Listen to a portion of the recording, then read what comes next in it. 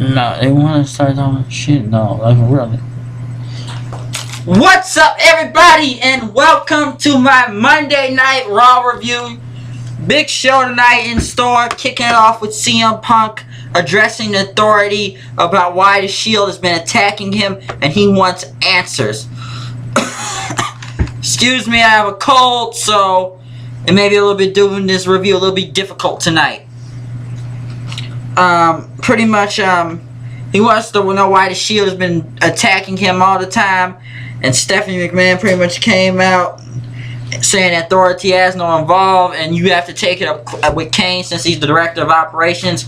And Kane pretty much says you're going to be facing the Shield at TLC in a 3-on-1 match, pretty much a handicap match. At TLC, it will be CM Punk against all of the Shield.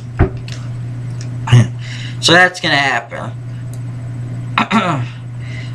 Number one contender spot for the Intercontinental Championship, which will be number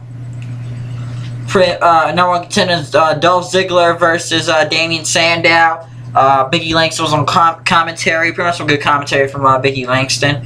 Pretty much tell what he's gonna do.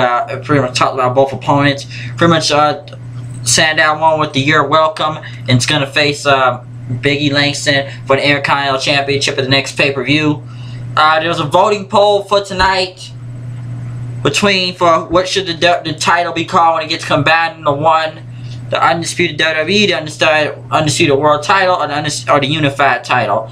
And let's just get one thing straight. Fuck all those other bullshit names they just did right there, because they all suck, okay? All those names suck. We all know years ago that it used to be called the Undisputed Title. Let's just keep it at the Undisputed Title and call it there's no sense or point to have a vote for a Unified Title. Undisputed WWE. We had an Undisputed Title years ago, and we're just going to call it the Undisputed Championship.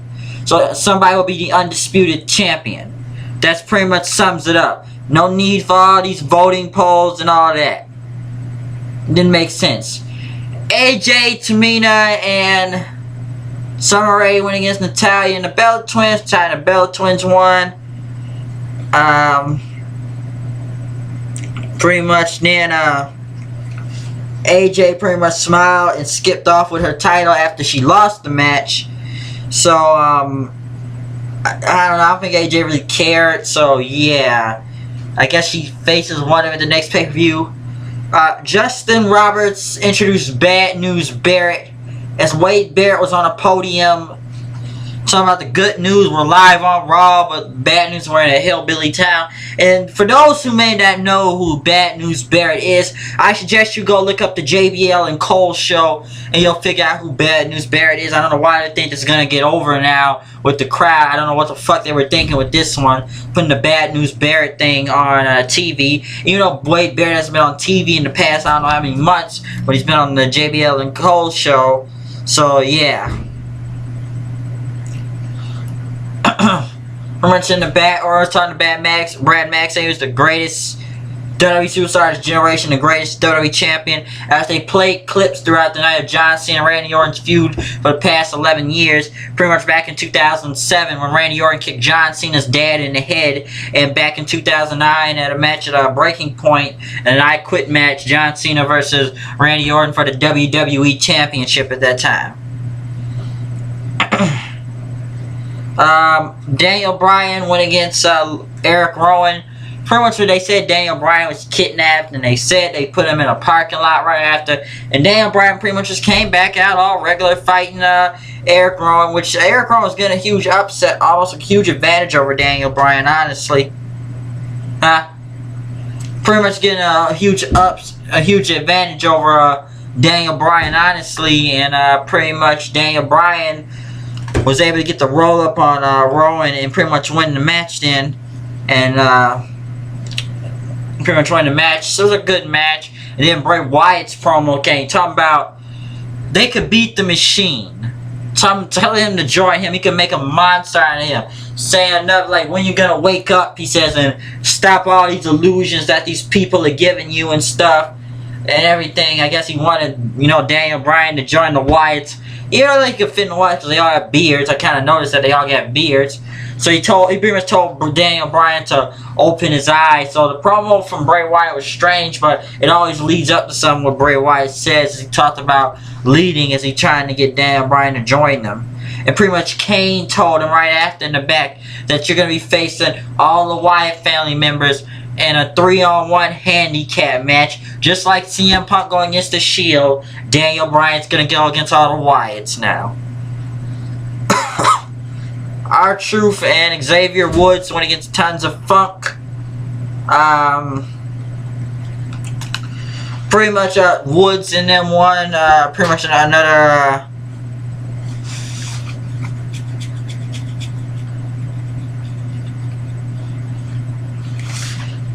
yeah, pretty much Xavier Woods and them won. Pretty much won the match, and Tenzai and them pretty much argued right after. And I guess they're trying to get no, sorry, not Tenzai. Tenzai. Pretty much Brodus Clay.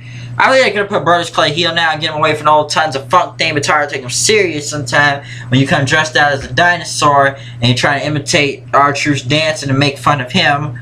So yeah, so I guess he's gonna somewhat turn heel soon enough, Brodus Clay, since he's now trying to feud with Xavier Woods. And Alberto Del Rio went against a returning Sin Cara with a tattoo on his arm.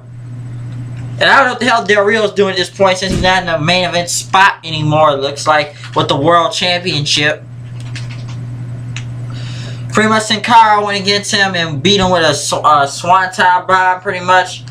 Pretty much with a Swanton Bomb, beating Alberto Del Rio. So Sin Cara's back, and I don't know why this happened again, even though I feel like before didn't Del Rio take out Sin Cara in the first place because Sin Cara injured himself. But he's back, so yeah.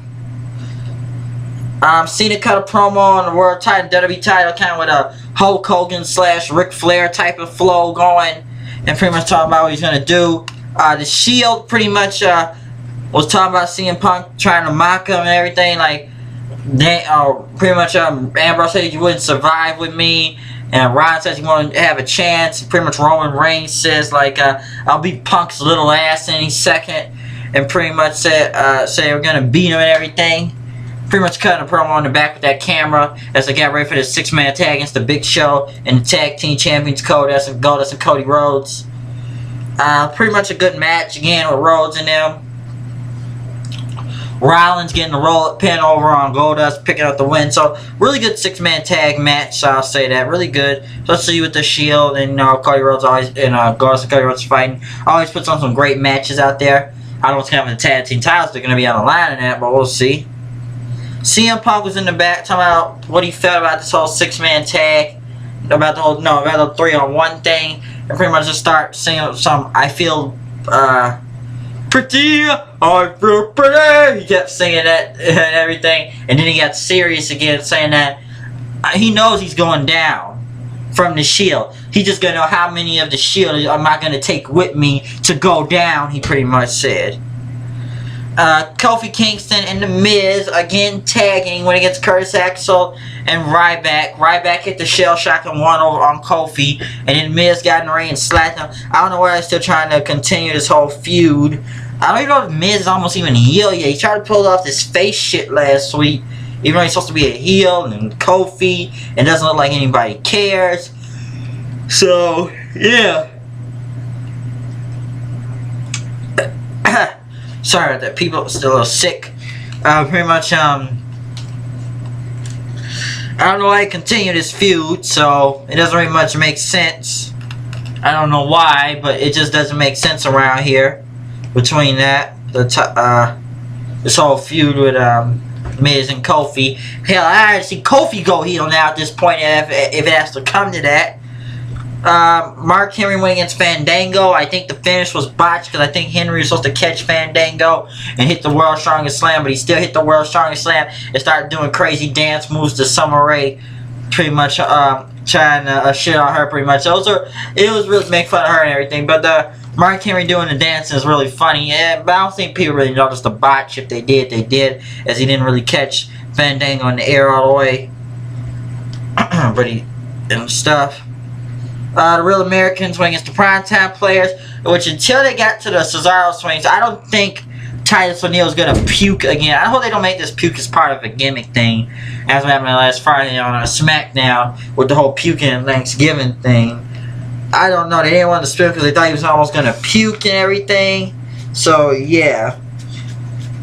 So, I think that was pretty much a reason for that. Because I don't think anybody was really going to puke and stuff.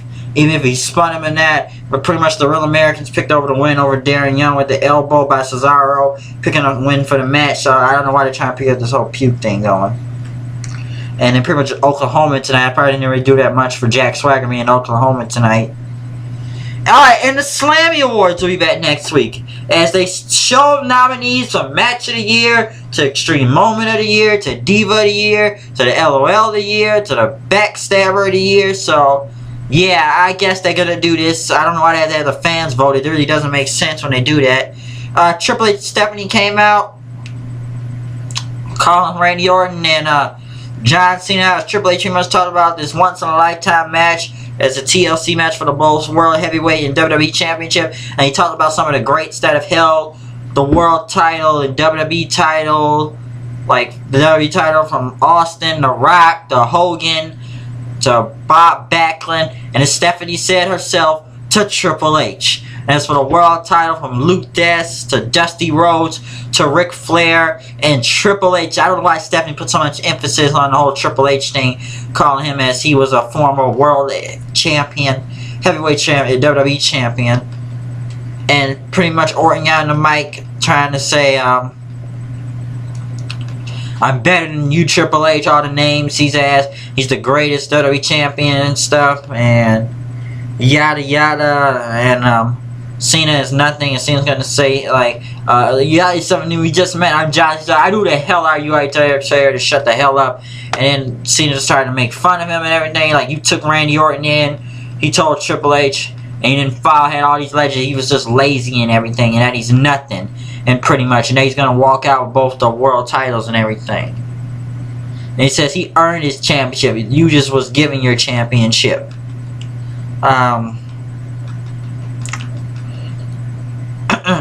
Pretty much they signed a contract saying I guess was getting pissed and was really getting ready to fight Orton and everything, saying you step over, I'll take you down right now and all this stuff.